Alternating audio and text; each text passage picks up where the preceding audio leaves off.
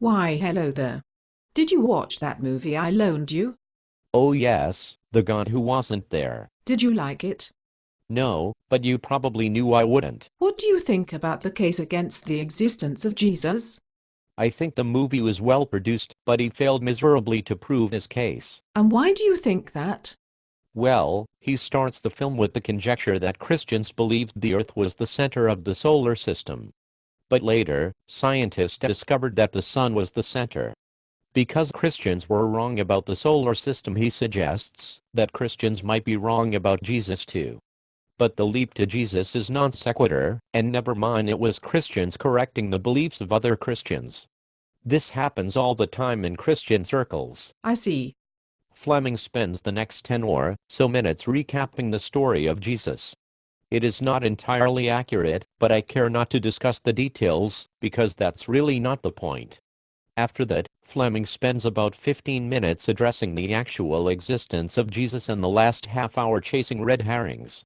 Overall, the movie seemed like a general rant against Christianity than an actual case against the existence of Jesus. Specifically, what do you think was wrong with the case against Jesus' existence? First, Fleming was rather selective in the facts he used against Jesus' existence. He attacks the book of Mark in the Bible as being largely allegorical, suggesting the book was not intended to be an accurate representation of what actually happened. I would lend some credit to this argument, if and only if Mark were the only source document, but one has to deal with Matthew and Luke too because they share much of the same content. Luke in particular attempts to place Jesus in the context of history by pegging events in Jesus' life in the larger context of history by naming times, places, and famous people. But Mark mentions the destruction of the temple. That did not happen until 70 AD. This would mean that the date of the book is sometime after the death of Jesus. Some scholars date the book to have been written around 100 AD. But that precludes that the reference is not predictive, and besides, we've been over the issue concerning dates already. What else did you find wrong then? I was getting to that. My second contention is his overarching argument against Paul's accounts of Jesus as an argument from silence. Fleming suggests that Paul understood Jesus in metaphorical terms more than he did in literal terms. He bases this on the assertion that Paul never quotes Jesus or talks about the particulars of Jesus' life, but this is just false. So, where does Paul reference Jesus' life? Paul makes references to Jesus' life in 1 Corinthians, when he is talking about the Lord's Supper, and makes mention of the details of the death, burial, and resurrection of Jesus, and Jesus making appearances to his followers. We talked about the facts already. But even if he did not, Paul's teachings were affirmed by those who walked, talked, and ate with Jesus while he was on earth. Paul mentions this in Galatians chapter 2 and Luke accounts for this in Acts 15. These things seem to suggest that Paul did in fact know something about Jesus. In any case, making an argument against Paul, because Paul does not include details about Jesus' life does not mean he did not know. He very well could have known, but that was not his purpose in writing. Like I said, Fleming's argument is an argument from silence concerning Paul. But what about Jesus' likeness to other mythological figures such as Dionysus, Osiris, and Odin? These gods have the same archetype as being life, death, rebirth deities. It would seem that these things would suggest that the disciples were borrowing from mythologies and actually creating or embellishing the man Jesus into such an archetype. These theories are widely varied, but in any case I think one of the strongest arguments against such things again come from the writings of Paul. Paul's writings were early, and do not seem to suggest a mythologized Jesus, but rather a living, breathing person who did do miraculous things. He knew he died, and was convinced that he rose from the dead.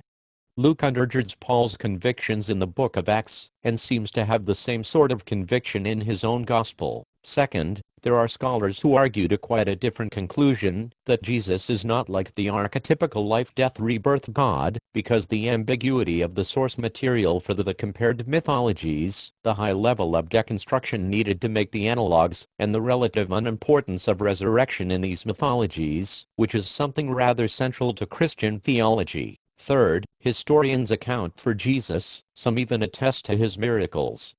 Josephus is one of the prime examples of this. And fourth, Philologists who have converted to Christianity say they do so because they see Christianity as the quote true myth, because Christianity places its mythology in a historic setting as the writers Luke and Paul did. In short, while the similarities may be striking, there are plenty of good reasons to think that Jesus was a real person who performed wonderful deeds, died, and was resurrected from the dead. What about the rest of the movie?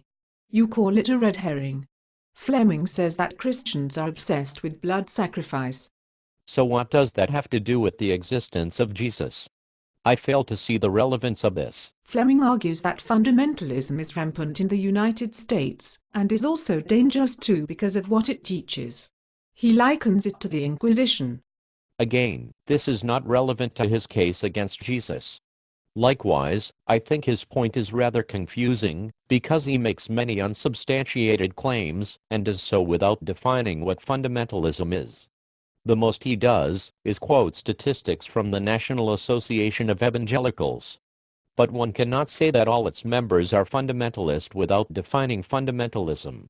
It is a hasty generalization. Fleming says it is a sin to think. I might agree with him on this one. He says that blaspheming the Holy Spirit is to doubt his existence. Aside from being yet another irrelevant point, I think this is a straw man at best. Whoever said one could not question and doubt aside from cults? Many in the Bible question and doubted. Many today question and doubt too.